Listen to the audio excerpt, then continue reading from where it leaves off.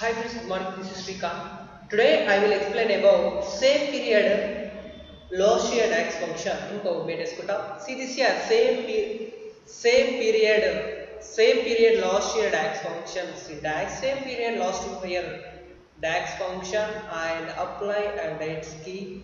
Okay, let's check. This here I'm already imported some data and go to click report and click new measure. Type here calculate sum of sales.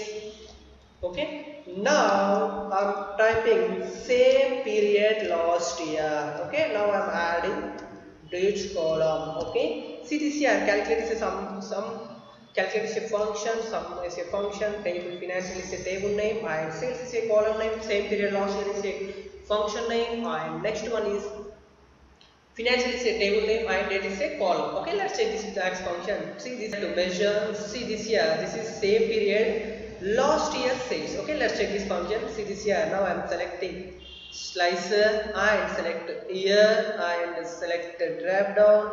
Okay, next go to select GURD and select sales. Okay, see this here. This is last year 2013. So same period last year is 2013. So now I am selecting 2013. See this here 26.43 millions. Okay, see this here 26.43 millions. Okay, this is same period last year DAX function in Power BI desktop.